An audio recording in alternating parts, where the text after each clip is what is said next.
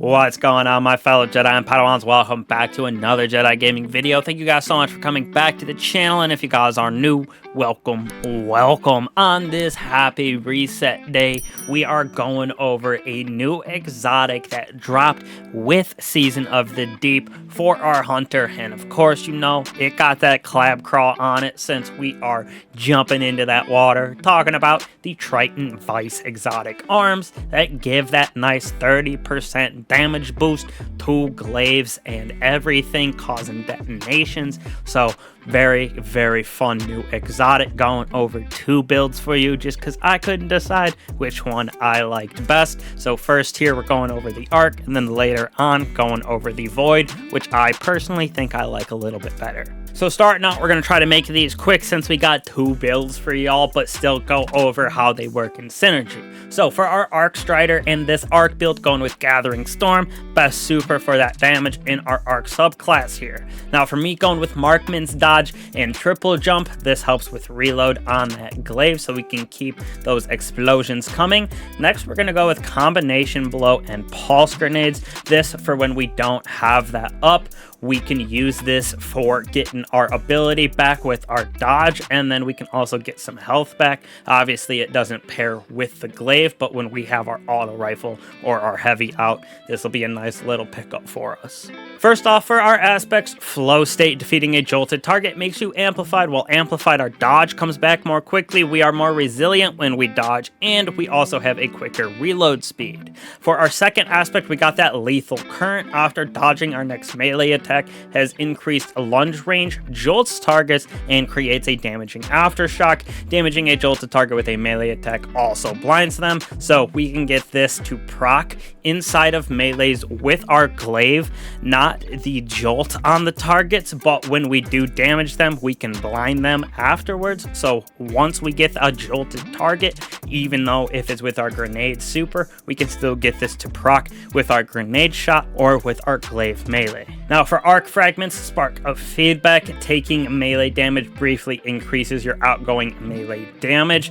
This helps with those Glaives, getting that melee damage with those as well. Second, we have defeating jolted targets, creates ionic traces, and we're going to have that jolt in a couple different ways with our grenades, super, etc.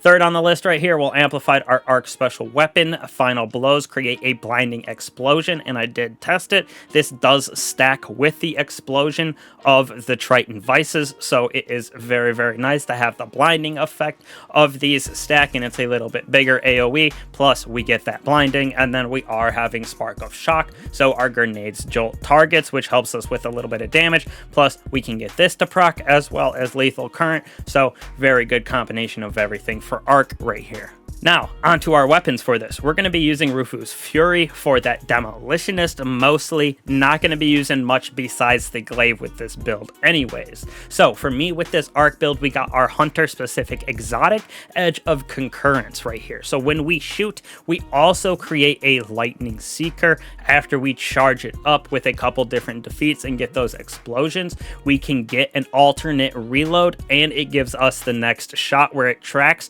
on the ground across two targets and unleashes chain lightning. So it is very good because all of those defeats that it gets with that chain lightning proc Titan Vices as well as Spark of Beacons. So it's a nice little combination of just Arc explosions everywhere. And then we're going with the Hothead Adept right here with Tracking Explosive, Adept big ones for that nice juicy damage to pair with our super. Now I am going to go over mods on the artifact for both builds because they are definitely going to change up a little bit in these columns right here and some of just the effects that we want. So first off, we're going to go with Anti-Barrier Auto and that Unstoppable Glaive for both builds. Definitely slaps super hard.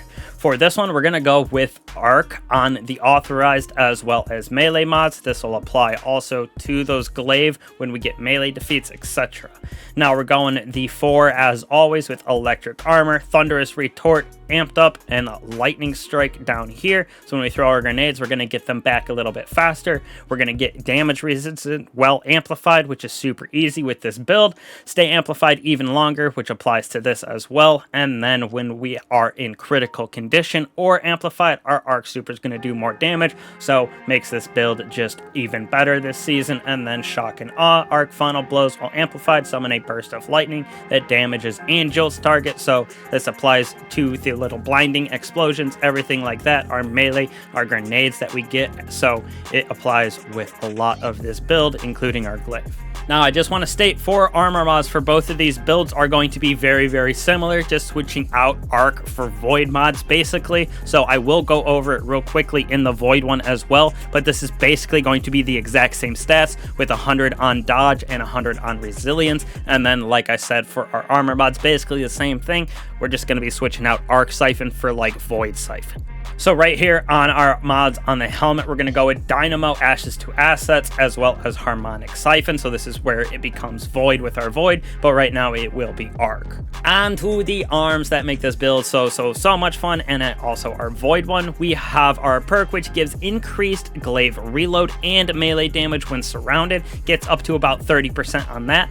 Glaive melee final blows overflow a round to the magazine, so we can get this with extra shots in it by getting melees first and then using it to get those explosions. Those projectile final blows give that detonate, which give the subclass matching type. So I went with Arc and Void because they are highlighted this season, and like I said, I really enjoyed the Void one, but this Arc one is also very good, especially with that Spark of Beacons, which creates a blinding effect as well with this glaive.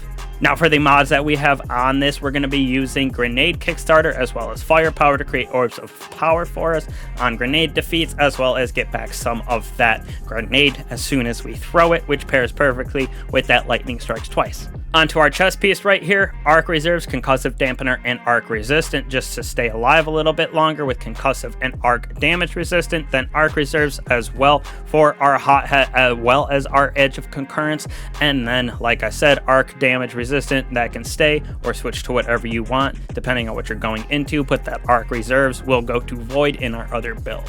Now, when we move on to our legs, we're going to be using a new perk called Elemental Charge. So when we collect those Ionic Traces from this Arc build, we're going to have a chance of getting Armor Charge for that Grenade Kickstarter, as well as Absolution and Recuperation. So when we pick up Orbs of Power, going to get some health back, as well as all of our abilities in Melee, Grenade, as well as our Dodge will come back when we pick up Orbs of Power. And last but not least, Powerful Attraction, Reaper, and Bomber. So when we dodge, we're going to get our grenade back. We're going to be able to create Orbs of Power on our next weapon defeat, whether it is with our auto rifle, glaive, or hothead. And then Powerful Attraction, when we dodge, we're going to collect all of those orbs nearby us. So it'll proc everything on our boots. Like I said, very fun arc build. And then we're going to go over this void build as well. I know the video is a little long, but we're going to kill this for you and get some beautiful build. I like this one a little bit better. Moving on to our void build right here, going deadfall with our shadow shot in the marksman dodge, triple jump, snare bomb, and our vortex grenade. Definitely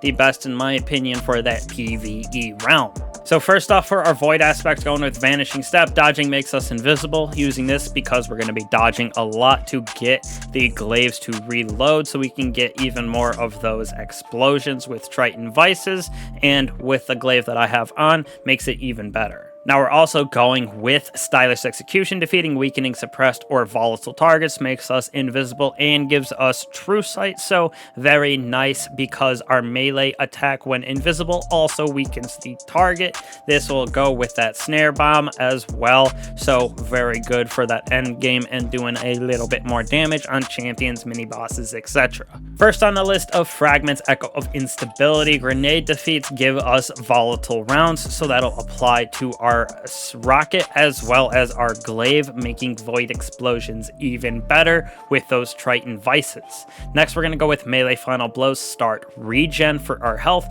This applies for those glaive melee final blows, so it is very good for staying alive. One of the reasons why I like this build a little bit better than the arc one, because of this Echo of Leeching. Third on the list, we have picking up Void Breaches and Orbs of Power grant us Devour. Both are going to be plentiful when we are going through solo or with a fire team. We're going to be creating Void Breaches like crazy and Orbs of Power ourselves, so it is self-sustainable even in solo content. And then finally, our Void Grenades are also going to weaken targets, allowing us to do a little bit more damage with our melee even for the Glaives, which we are going to be using mostly again for this build. So very, very fun build. Again, I like it a little bit better than the Arc one that we just went over. So, like I said, with our Arc build, we're going to go over our weapons and our artifact real quick, but our armor mod's just going to cover very, very briefly since they are pretty much exactly the same as they were in Arc. We're going with Rufus Fury for those anti-barrier and that demolitionist, keep on weakening targets with our grenade. Now we're going with the Ecliptic Distaff. I absolutely love this thing. I'm not a big glaive person, but these arms and this glaive have made me one for sure, destabilizing rounds with replenishing Aegis, so very good at creating even bigger of those void explosions with destabilizing, creating people to go volatile. And we're going to get volatile flow with picking up Orbs of Power and Void Breaches that pair with the explosion of the Triton Vices, so very, very fun build. And then the Two-Tailed Vox, since it is void, it's also going to get volatile rounds, plus it's going to jolt, scorch, and make people volatile with it, so very, very good since it has that triple rocket. Now, real quick, going over the artifact for the Void build, we have Anti-Barrier Auto as well as Unstoppable Glaive with authorized Void and Melee mods, similar to the Arc build. We just have Void instead of Arc.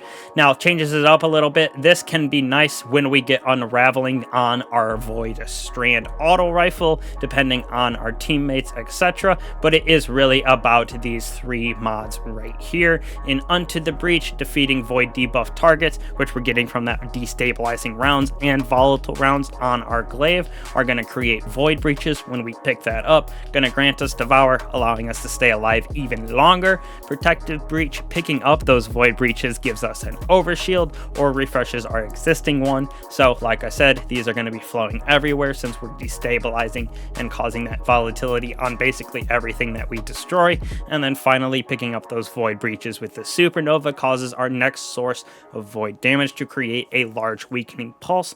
So on top of volatility, destabilizing, we're going to create that explosion, which I did check. This does stack with the Triton Vice explosion, so it's nice in a large AoE, having weakening, volatile, everything. This build is very, very fun and wipes out ads with ease.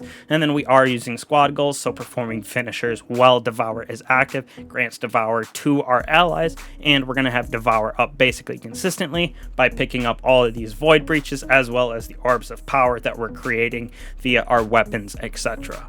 And just real quick, going over the mods like I did with the Arc, we got Dynamo with that Harmonic Siphon, as well as Special Ammo Finder for the Glaive, as well as those Void Defeats. On the arms, with all of those explosions because of our exotic perk, it's going to stack with the weakening, etc. The volatility, destabilizing rounds, so it's absolutely nasty. Again, we're using grenade kickstarter and firepower to create Orbs of Power, as well as get our grenade a little bit faster so we can create volatile rounds for us, as well as have that Devour proc and give us orbs with this. So very nice to get this back a little bit quicker. On our chest piece, like I said, Void Damage Resistance, Void Arc Reserves. You could switch out the Void Damage with whatever you want, but Void Reserves for both our Two-Tailed Fox as well as our Ecliptic Distaff. On our boots right here, once again, going inside since it's Artifice, we have Recuperation, Absolution, and Elemental Charge. All of those Void Breaches that we're going to get have the chance to give us the armor charges for that Grenade Kickstarter, and then we're going to pick up Orbs of Power on our class item with that Powerful Attraction and get our health back, as well as all of our abilities. And last but not least, like I was saying, again, Bomber, Reaper, Powerful Attraction. We're going to get orbs when we dodge. We're going to get orbs on the next weapon defeat, no matter what it is with Reaper. And then we're going to get our grenade back, all just by dodging these will proc, giving us the mods on our boots to proc, and etc. with everything else in synergy. So you can see I've been talking about it. This Void build I like a lot better than the Arc build. Those explosions are everywhere.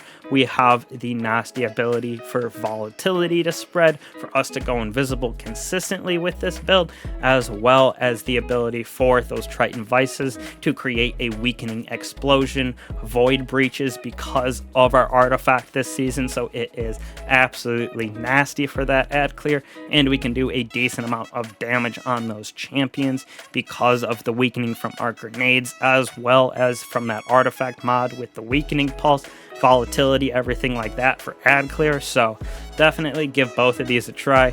Let me know which one you like better. Like I said, personally, I'm a void boy with this one. Definitely feels a lot better to me. Ecliptic Distaff has a special spot in my heart for sure. Definitely not a big glaive man, but that one right there sold me. So hopefully y'all enjoy this kind of content. If you do, come by the Discord, come by the YouTube channel, hit those subscribe buttons, follow for the bell, everything. You know what it is for those builds, the guides, the everything. I don't know what I'm saying at this point, but I truly appreciate all of y'all for coming around, sticking around. It's been a long video. If you guys are still here, I truly appreciate that. So I catch you guys in the next one.